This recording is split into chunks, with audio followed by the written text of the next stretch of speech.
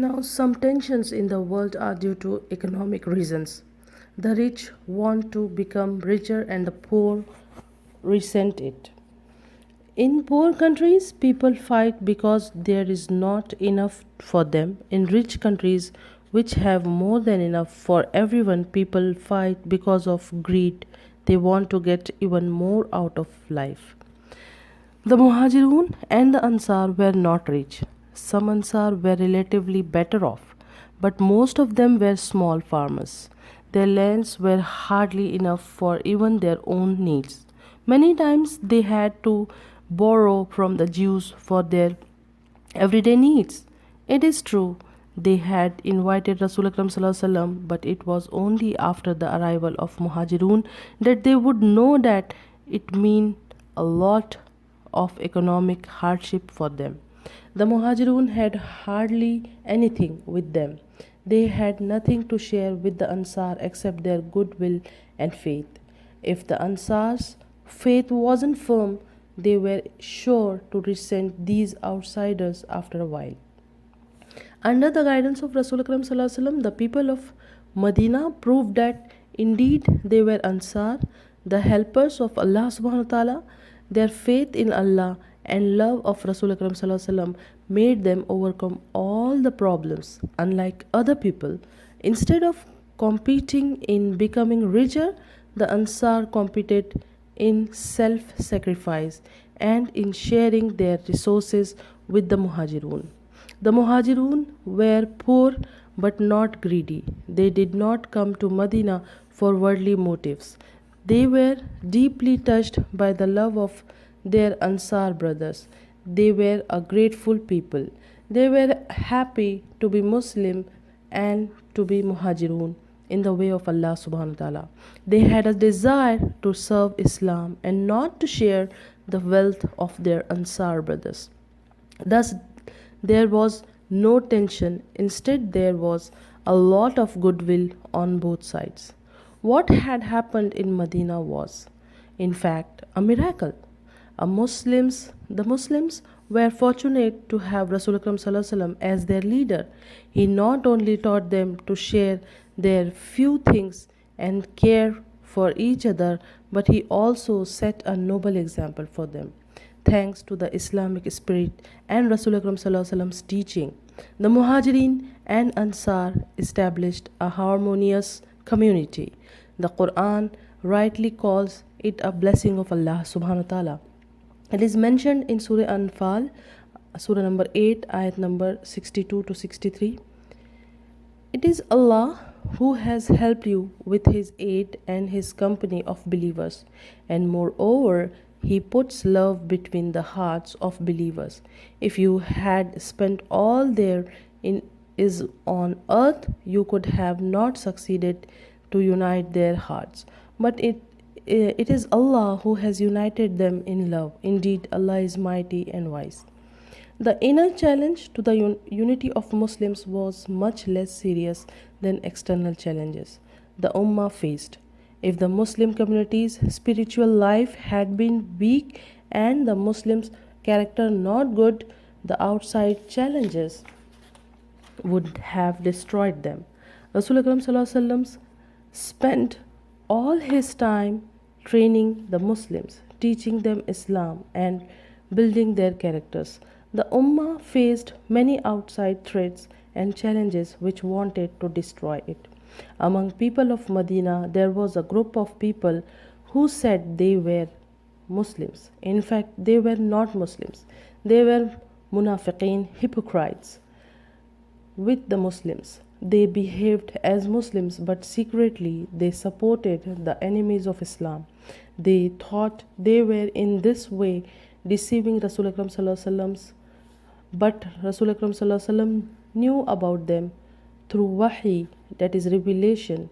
He, however, showed extreme patience with them.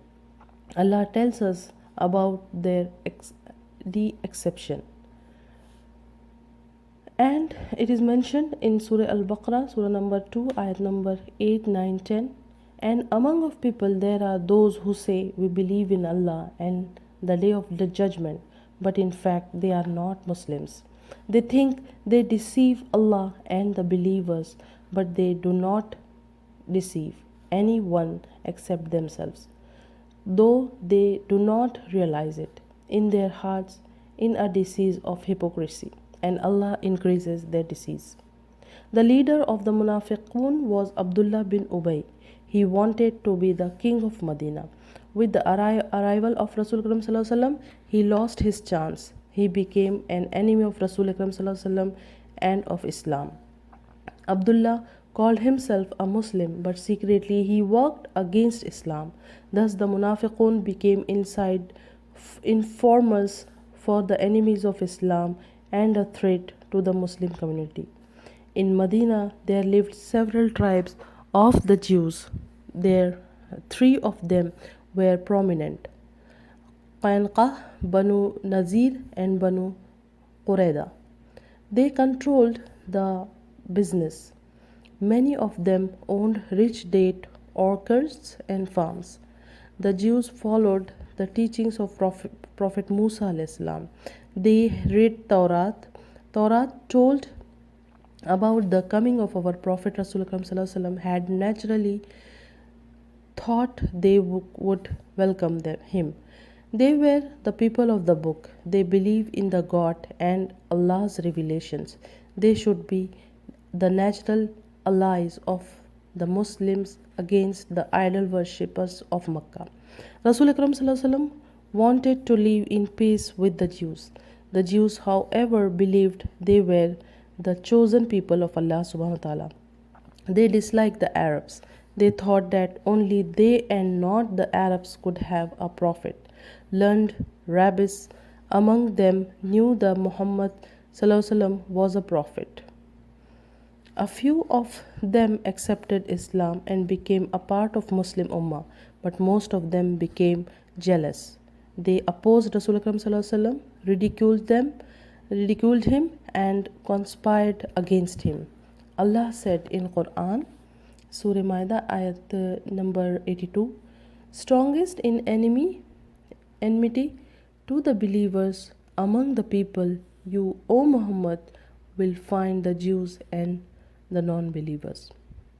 Unlike the Christians, whom the Quran calls the closest to the believers, that is Surah Al-Ma'idah, ayat number 8, the Jews proved no better than the kuffar. There was also another reason why the Jews opposed Islam. The Jews were businessmen and money lenders. They loaned money to the needy Ansar at the highest interest. They cheated them in business and confiscated people's property unlawfully. The Quran condemns this practice strongly, as mentioned in Surah Al-Nisa, ayat number 16. As long as the people of Medina were divided, the Jews continued to dominate them. But now that they were united and had Rasul Akram Sallallahu Alaihi Wasallam as their leader, the Jews could not longer make money by cheating the Ansar. Thus, for both racial and economic reason, the Jews opposed Islam. The kuffar of Makkah failed in their plans to kill Rasul Akram Sallallahu Alaihi Wasallam, but their enmity of Islam remained them. Although the Muslims had been forced to leave Makkah because of oppression by the kuffar did not give up on them. The kuffar had failed in their plans to stop Islam in Makkah, so they decided to destroy Islam and the Muslim Ummah in Makkah. They had seen how fast Islam was growing.